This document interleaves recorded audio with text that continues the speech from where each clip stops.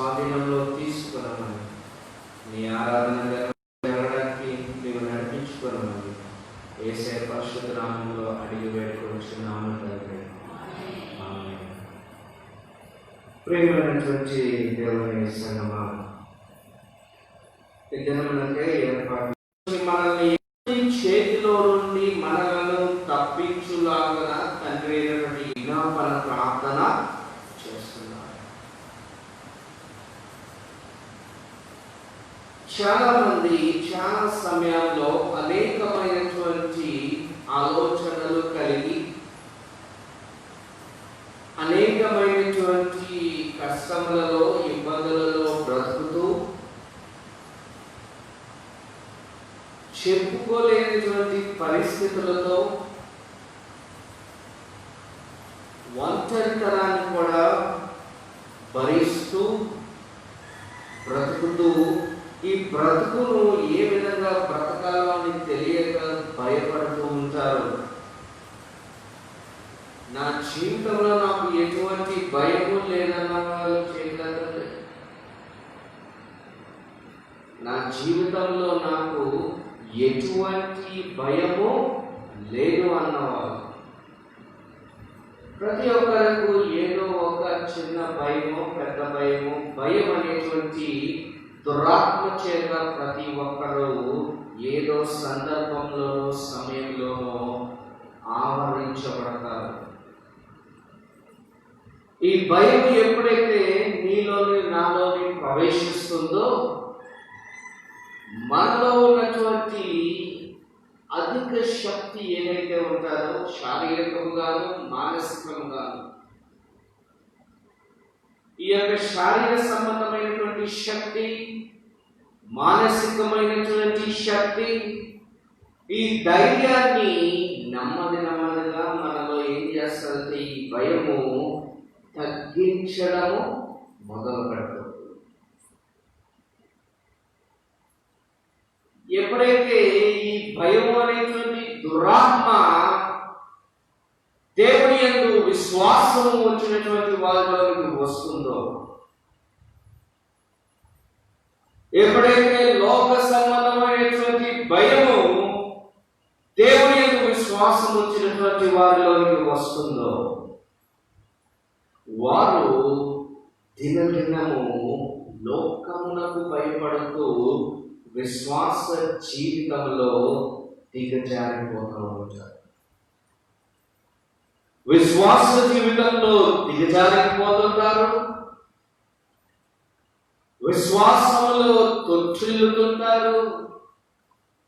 విశ్వాసంలో నిలకడగా ఉండలేక అటు ఇటు ఎక్కడికి వెళ్తే నాకు నిజమైనటువంటి సేవ జరుగుతుందో అనేటువంటి భయం కలిగి ఆందోళన కలిగి వారు జీవిస్తూ ఉంటారు.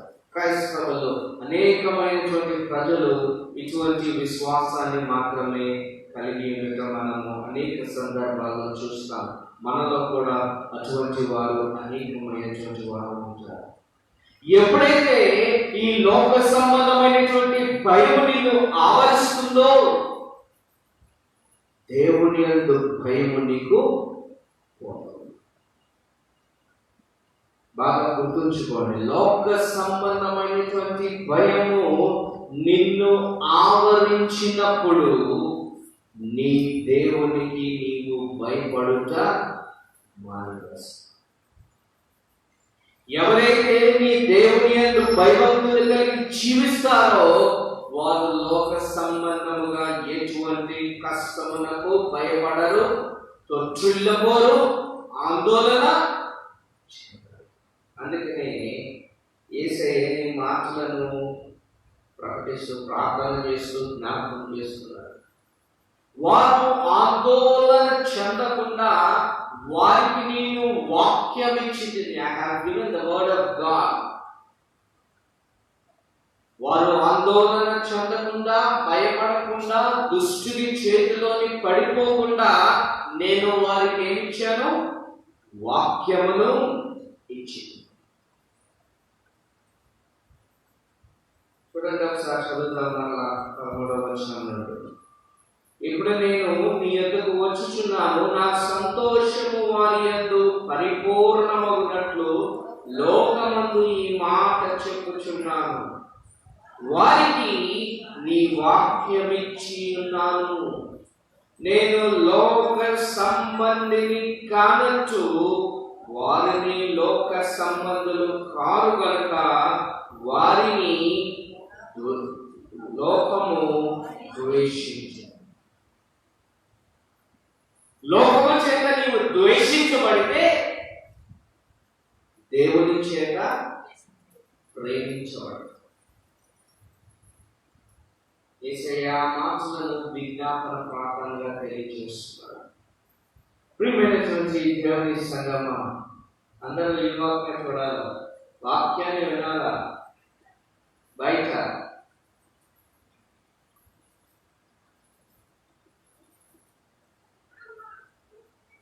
ఇక మీరు లోక సంబంధములకు చెందినటువంటి వారు, ఇంకా మీరు లోక సంబంధాన్ని ఎప్పుడైతే కాదు అని చెప్పి మీరు గుర్తెరుగుతారో, లోకంలో ఎదురైనటువంటి భయములకు మీరు భయపడరు. లోకము మిమ్మల్ని భయపెట్టలేదు. ఎటువంటి కష్టం వచ్చినా, ఎటువంటి నష్టం వచ్చినా లోకము దేవుని యందు విశ్వాసము ఉంచినటువంటి వారిని ఏ విధముగాను భయపెట్టలేదు. ఏదైనా నీవు నేను భయపడుతున్నాము అంటే నీకెదురైనటువంటి పరిస్థితులను బట్టి, నీకెదురైనటువంటి శోధనలను బట్టి, నీకెదురైనటువంటి లోక సంబంధమైనటువంటి విషయాలను బట్టి నీవు నేను భయపడుతున్నాము అంటే నీలో నిజముగా దేవుని యందు విశ్వాసము లేదు. నీవు ఇంకా లోక సంబంధిగానే జీవిస్తున్నావు. కనుక నువ్వు ఏం చేస్తావంటే, నీవు లోకమునకు బానిస కనుక లోకమునకు ఏం చేస్తున్నావు? భయపడుతున్నావు. నువ్వు లోకమునకు బానిసవే. You are not a bonded servant for this world. దేవుని యొక్క వెల చేత, దేవుడు చిందించినటువంటి రక్తము చేత, యేసయ్య ఆ యొక్క భయంకరమైనటువంటి గొల్గొతా కొండను సిలువను మోసుకుంటూ, శరీరమును నరగొట్టించుకుంటూ, చేతల్లోని కాలంలోని మేకులను దిగగొట్టుకొనుచు, చేతులలోను కాళ్ళలోను మేకులు దిగగొట్టుకొనుచు ఆయన వలపెట్టి నిన్ను, అంటే అప్పటిదాకా లోక సంబంధికుడుగా బ్రతుకుతున్నటువంటి నీవు లోకమునకు బానిసగా జీవిస్తున్నటువంటి నీవు నిరంతరము లోకములో ఉన్నటువంటి వాటిని భయపడుతున్నటువంటి నీవు ఎప్పుడైతే యేసయ్య తనను తాను నీ గురించి ప్రతిష్ఠ చేసుకున్నాడో శిలువ మీద, తనను తాను బలియాగముగా అర్పించుకున్నాడో, తనని తాను బలి పశువుగా సమర్పించుకున్నాడో, నీ పాపము నిమిత్తము నా పాపము నిమిత్తము నీ యొక్క లోక బానిసత్వము తెంపివేయబడినది, నీ కట్లు విప్పబడి ఉన్నవి. ఇక నీవు లోక సంబంధివి. దినము ఈ శరీరము, ఈ రక్తమును సమీపిస్తున్నటువంటి నీవు నేను దీనిని తీసుకుంటున్నామంటే ఇక మీదట నీవు నేను లోక సంబంధికులము కాదు. ఇక మీదట లోకమునకు భయపడవలసి బ్రతకటువంటి బ్రతుకులు బ్రతకవలసినటువంటి పని, ఇక మీదట ఈ లోకములో బానిసలుగా ఉండవలసినటువంటి సమస్య.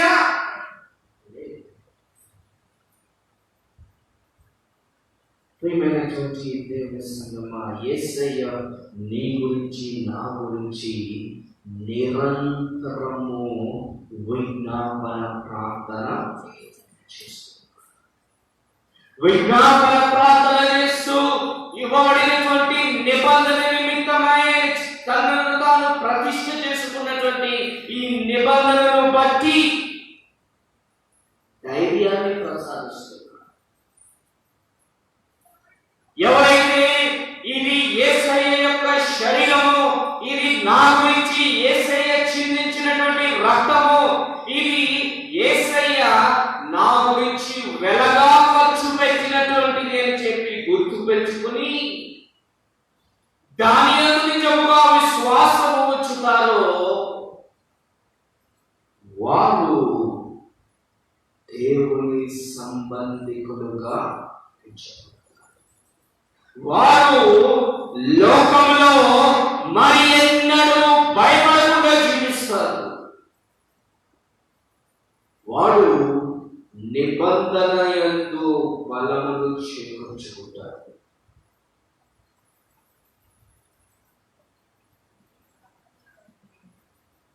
వారికి నీ వాక్యం ఇచ్చి ఉన్నాను, నేను లోక సంబంధిని కానొచ్చు, వారు లోక సంబంధులు కాదు కనుక లోకము వారిని ద్వేషించును.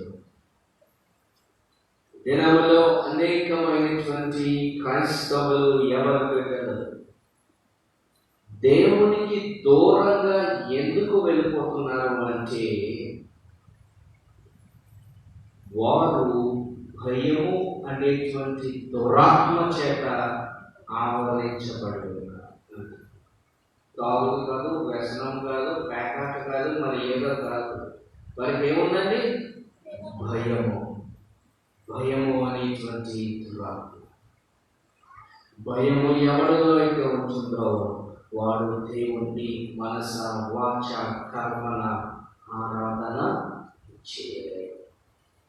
నీ భయమును పోగొట్టేటువంటి యేసయ్య పాదముల దగ్గరికి వస్తేనే నీకు భయము పోతాది తప్ప ఈ లోకంలో ఉన్నటువంటి ఎవరు కూడా నీ భయమును పోగొట్టలేదు.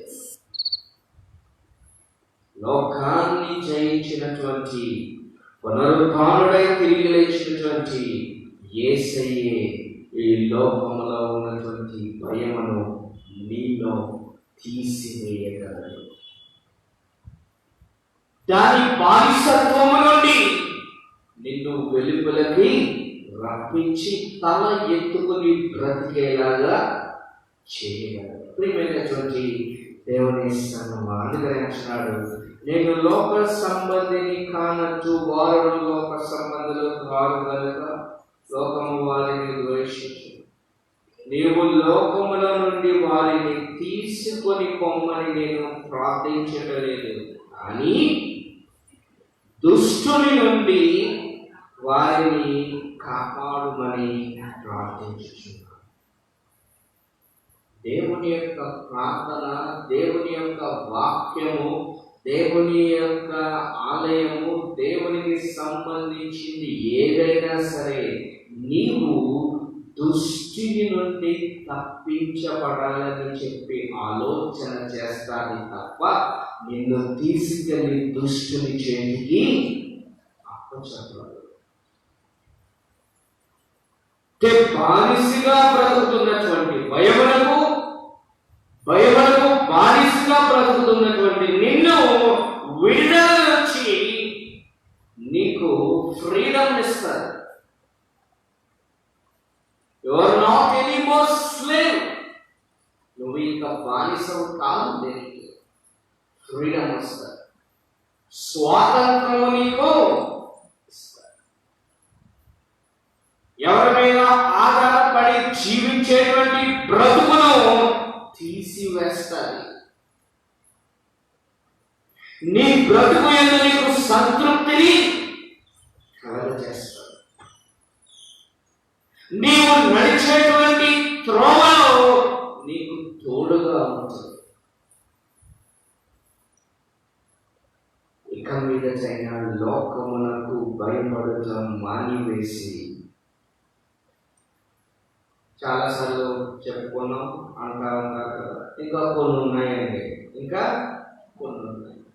అవన్నీ పోవాలి అంటే ముందుగా నీవు దేవుని సన్నిధిలోనికి బయట ఉంటే పోవాలి. పాపుల నిమిత్తమే యేసయ్య వచ్చాడు. ఏ ఒక్కరు నశించుకోవట ఆయనకి ఇష్టము లేదు. నీవు ముందు దేవుని సన్నిధిలోనికి రావాలి. వాక్యం అనేటువంటి ఆ యొక్క బలమును నీవు పొందుకోవాలి. You have to be strengthened with the word of God. వాక్యం అనేటువంటి బలమును నీవు వింటే, పొందుకుంటే, చూస్తే, చదివితే, విశ్వాసం ఇస్తే, జ్ఞాపకము చేసుకుంటే, నెమ్మది వేసుకుంటే, నెమ్మదిగా నీకున్నటువంటి బానిసత్వం ఏమైపోతుందండి? తీసివేయబడతావు. హల్లెలూయా. అంతేగాని ఇంకా కొన్ని ఉన్నాయండి, ఇంకా కొన్ని రోజులు ఉన్నాయండి, ఇంకా కొన్ని మానేయాలండి, ఇవన్నీ చెప్పుకుంటూ ఉంటే తూర్పు తిరిగి దాగబెట్టినట్టు ఉంటుంది. ఏది కూడా కదండి. నీ జీవితంలో, నీ కుటుంబంలో మార్పు రావాలి అంటే నీవు దేవుని అడుగులు వేసుకుంటూ ముందుకు, ఒక అడుగు వేయడానికి ఇష్టపడినట్లయితే మిగతా అడుగు ఆయన చేయి పట్టుకొని They will not leave you or forsake you. ఆయన నిన్ను ఎప్పుడు కూడా విడువడు, ఎడబాయడు. నువ్వు ఒక్క అడుగు, ఒక్క ఆలోచన, నా బ్రతుకు మారాలి అంటే, నా జీవితం మారాలి అంటే, నా కుటుంబ పరిస్థితులు మారాలి అంటే, నాలో ఉన్నటువంటి భయం పోవాలి అంటే, ఒక్క అడుగు నీవు వాక్యము వైపుకు తిరిగితే దేవుడు నీ చేయి పట్టుకుని నడిపిస్తాడు. నీకు దురాత్మలన్నిటి నుండి ఆయన విడుదలను కలిగిస్తాడు. ప్రియమైనటువంటి దేవుని సంగమా, ఎందుకంటే యేసయ్య ప్రార్థన ఇది, దుష్టుని నుండి మనము ఒకవేళ దుష్టుని నుండి నీవు నేను తప్పించబడట్లేదు అంటే దానికి కారణం దేవుడు నాకు ఏం చెప్పలేదండి, దేవుడు నాకు కాపుదలు ఇవ్వలేదండి, దేవుడి మీద నేను కాదు, నీలో నీ విశ్వాసము దేవుని యందు సరిగా లేకపోవచ్చు. నీలో లోక సంబంధమైనటువంటి భయం ఉంది, కానీ దేవుని ఎడల నీవు భయం కలిగి లేకపోవటం చేత దేవుని యొక్క కృప నీ దగ్గరికి రాలేకపోతుంది. ఏ ఒక్కరూ నశించుకోనిస్తారు. క్రీస్తు పేరు పెట్టబడినటువంటి వారు ఏ చర్చ్ అయినను, ఏ డినామినేషన్ అయినా, ఏ తెగకు చెందినటువంటి వారైనా, ప్రతి ఒక్కరు కూడా ఇక మీదట లోక సంబంధులు.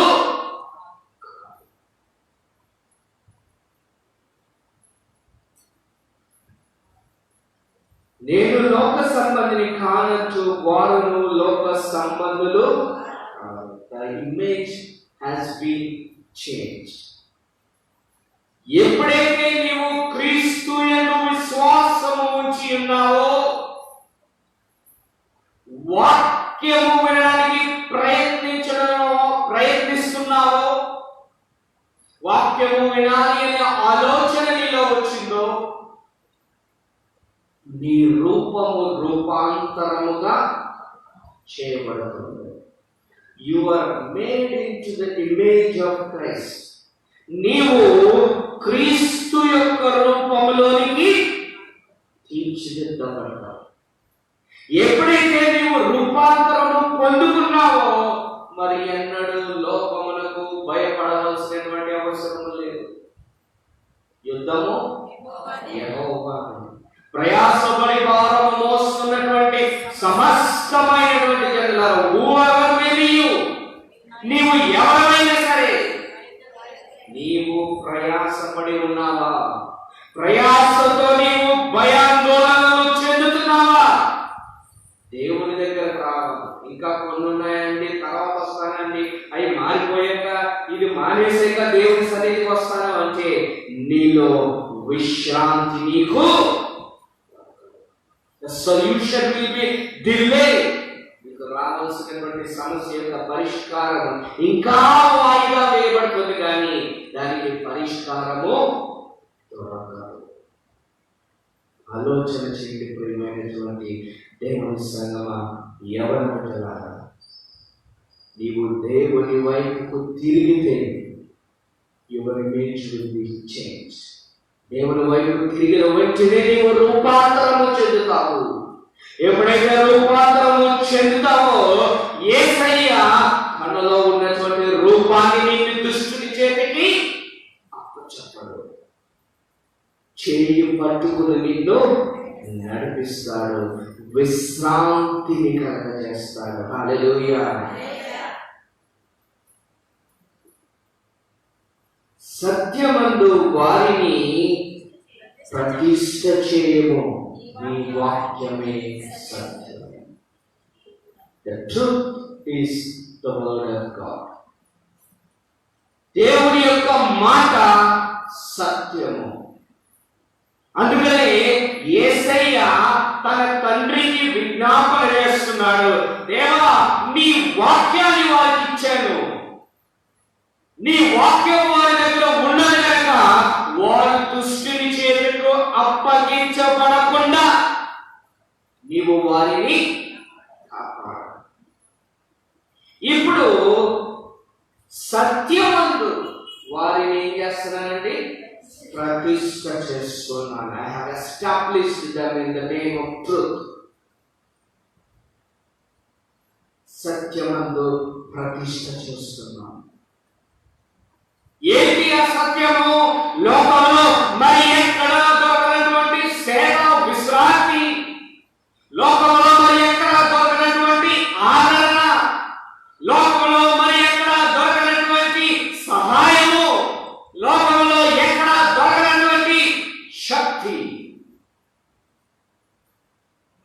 ఆ సత్యము కేవలము దేవుని వాక్యమందే ఇమిడి ఉంది. ఆది యందు వాక్యం ఉన్నది, వాక్యము దేవుని యొద్ద ఉండెను, వాక్యమే. This is the truth. ఇది నిజమైనటువంటి సత్యం. ఈ సత్యాన్ని ఎవరైతే గుర్తెరుగుతారో వారు భయపడరు. They will not fear for anything in this world. ఎటువంటి శోధనకి, ఇబ్బందికి, ఎటువంటి మనిషిని, ఎటువంటి ఆధిక్యానికి, ఎటువంటి బానిసత్వానికి, లోకములకు సంబంధించినటువంటి దేని చేతను వారు భయాందోళన పొందరు. ఎందుకంటే వారికి తెలుసు సత్యము ఏంటో. ఏంటి ఆ సత్యము? నేను యేసయ్య యందు విశ్వాసం ఉంచున్నాను కనుక నేను భయపడవలసినటువంటి అవసరం లేదు. ఎందుకంటే ఖచ్చితంగా నా యేసయ్య నన్ను దుష్టుని నుండి నన్ను తప్పిస్తాడు.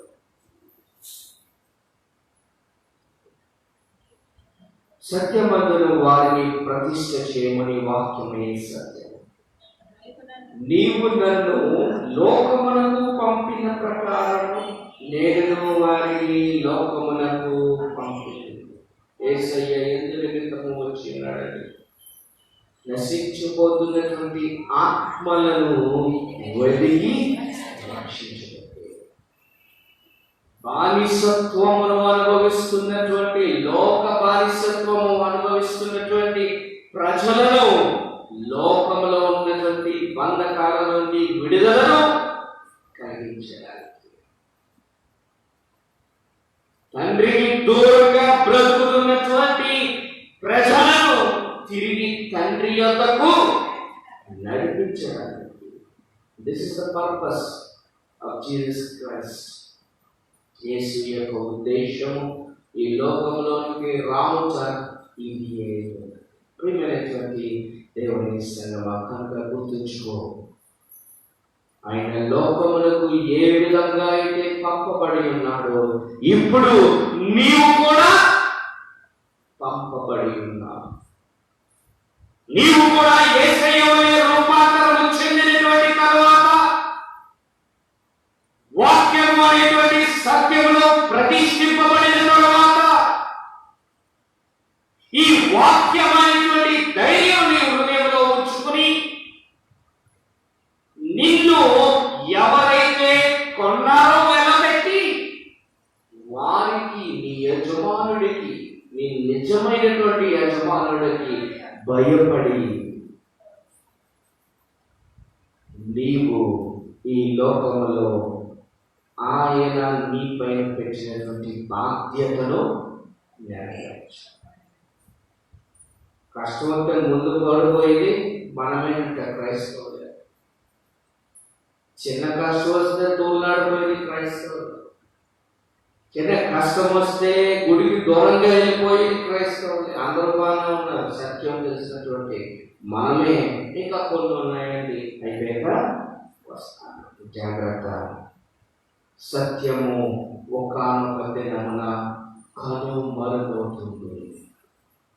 ఆ దుస్థితికి రాకమునుపై నీ బ్రతుకును మార్చుకొని దేవునికి నిన్ను నీవు ప్రతిష్ఠ చేసుకుంటే,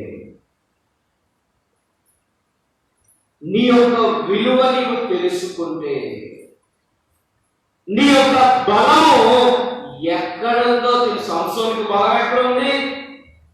ఎక్కడుందండి? తలలో ఉంది, జుట్టులో ఉంది. సంసోను ఏం చేశాడు? ఇప్పుడు బలము తీసుకుని వెళ్ళి దుష్టుని చేతి, అప్పుడు దుష్టుడు ఏం చేశాడు? దానిని కత్తిరించారు. ఇదన్నా క్రైస్తవుల పరిస్థితి కూడా ఆ విధంగానే ఉంది. దేవుడి సన్నిధిలో ఉంటే బలము, దేవుడి వాక్యము చదివితే బలము, దేవుడి వాక్యము వింటే బలము, దేవుడి వాక్యమందు నమ్మకం ఉంచితే బలము, విశ్వాసం ఉంచితే బలము. అయితే ఈ బలమును తప్పించడానికి దుష్టుడు లోకముతో కలిసి ఏం చేస్తున్నాడంటే మీ బలాన్ని దినదినము దేవునికి దూరంగా మిమ్మల్ని ఏం చేస్తున్నాడు? దూరం చేస్తున్నాడు. దినదినము దూరం చేస్తున్నారు. దినదినము నీ అడుగులు దూరంగా వెళ్ళిపోతున్నాయి. దినదినము నీ మాటలు మారిపోతున్నాయి, నీ ప్రవర్తన మారిపోతుంది. నీ దేవుడైనటువంటి యెహోవాకు నీవు వినయము విధేయత కలిగి నీవు భయపడి జీవించక ఏ విధంగా జీవిస్తున్నాము అంటే, లోకంలో ఉన్న వాళ్ళు ఏమనుకుంటారో, లోకంలో ఉన్నటువంటి వారు ఏ విధంగా ఫీల్ అవుతారు, లోకంలో ఉన్నటువంటి వారు నన్ను నేను ఎవ్వకపోతే, వారితో కలిసి ఆ సమయంలో ఉండకపోతే నా పరువైపోతారో అని చెప్పి నువ్వు ఆలోచన చేస్తున్నావు. కానీ లోక సంబంధమైనటువంటి భయము కలిగి నీ నిజమైన బలాన్ని దుష్టునికి అప్పచెప్తున్నావు. జాగ్రత్త. ఇప్పుడు ప్రతిష్ఠ చేయబడినటువంటి నీవు, సత్యమును తెలుసుకున్నటువంటి నీవు, బలమును పొందుకున్నటువంటి నీవు, ఆ బలహీనుల్ని ఏం చేయాలా? మనం ఆ బలహీనుల్ని ఏం చేయాలా? బలము వైపుకు నడిపించాలి. ఎందుకంటే నీలో బలము ఉంది, నీలో దేవుని శక్తి ఉన్నది. నీవు దేవుని యొక్క రూపాంతరములో పొంది ఉన్నావు.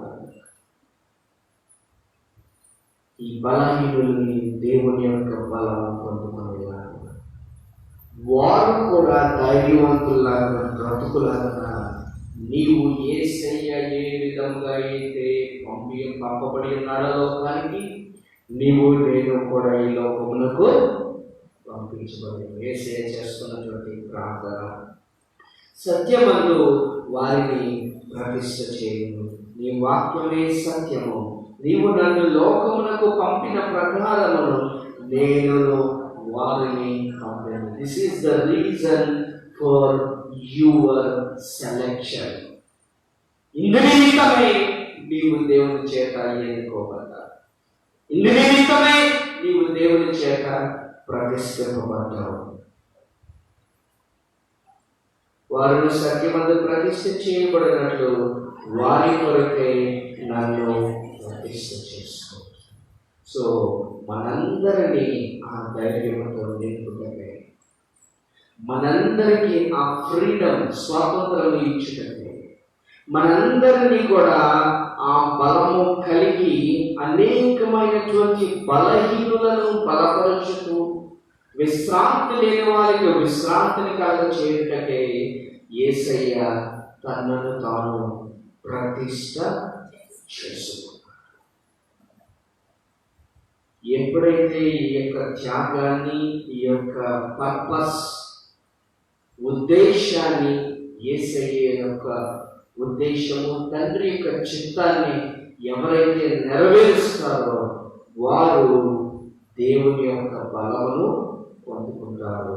దుష్టుని నుండి వారు రక్షించబడతారు. అది కరోనా అయినా లేకపోతే ఇంకో రానైనా, అది లోక సంబంధమైనటువంటి వ్యసనాలైనా, కుటుంబ సంబంధమైనటువంటి పరిస్థితులైనా, ఉద్యోగ సంబంధమైనటువంటి ఇబ్బందులైనా, ఎటువంటి భయమునకు నీవు భయపడవలసినటువంటి అవసరము లేదు. నీ దేవుడైనటువంటి యెహోవా నీకంటే ముందుగా నేను తీసుకుని నడిపిస్తాడు. ఆఖరిగా ద్వితీయోపదేశపు గ్రంథము 31వ అధ్యాయము 8వ వచనంలో చూసినట్లయితే, దేవుడు మోషే ద్వారా మోషేకు యెహోషువకు ఇస్తున్నటువంటి వాగ్దానం. భయపడుతున్నారు. 120 సంవత్సరాలు అప్పటికే ఈ వాగ్దానం తీసుకుంటున్నటువంటి సమయంలో మోషేకి 120 సంవత్సరాలు, 40 సంవత్సరాలు ఇశ్రాయేలు ప్రజలను తీసుకుంటూ నడిపిస్తున్నాడు. ఇప్పుడు ఈ 40 సంవత్సరాలు నడిపించినటువంటి వ్యక్తి ఇప్పుడు ముందుకు నడిపించడానికి వీలు లేదు. కొత్త నాయకుడు రావాలి. ఇశ్రాయేలు ప్రజలందరూ కూడా ఆందోళన చెందుతున్నారు. 40 సంవత్సరాలు మాతో ఉన్నటువంటి వ్యక్తి ఇక రాడు, ఇక కొత్త నాయకుడు వస్తాడు. ఏ విధంగా ఉండాలి? ఆ కొత్త నాయకుడు ఏ విధంగా అనుకుంటున్నాడు? ఏ విధంగా ఈ ఇశ్రాయేలు ప్రజల్ని మోషే అనేది నడిపించి ఆ సమయంలో భయపడుతున్నటువంటి సమయంలో దేవుడిస్తున్నటువంటి వాగ్దానాలు, నీ ముందర నడుచువాడు యెహోవా, ఆయన నీకు తోడైండును, ఆయన నిన్ను విడువడు, నిన్ను ఎడబాయుడు. భయపడకము, విస్మయము పొందకమని ఇశ్రాయేలులందరి ఎదుట అతనితో చెప్పెను. హల్లెలూయా. ఇటువంటి బలము దేవుడు నాకు ఇచ్చినాడు. నీకన్నా ముందు నడిచేటువంటి వాడు నీ దేవుడైనటువంటి యెహోవా. ఆయన నిన్ను విడువడు, ఎడబాయడు. భయపడకము, విస్మయము, భయపడకము. నిన్ను గాలికి దేవుడు వదిలిపెట్టేవాడు కాదు. ఒక్క అడుగు నీ వాక్యము వైపుగా నేను వేస్తాను అని నువ్వు తీర్మానం చేసుకుంటే నీకన్నా ముందు నిల్చుని నీ చేపట్టుకుని నిన్ను నడిపిస్తాడు. భయాందోళనను, విస్మయమును నీ జీవితం నుండి దేవుడు పాడుకోని ధైర్యవంతుడు వలె తల ఎత్తుకుని బ్రతికేటట్టుగా నిన్ను చేస్తాడు. కాబట్టి కృప ప్రతిష్ఠ చేయబడినటువంటి నీకు ప్రతిష్టలోనికి రావాలి అని తీర్మానం చేసుకుంటున్నటువంటి ప్రతి ఒక్కరికి దేవుడు అనుగ్రహించి నడిపించిన కాక. ఆమేన్.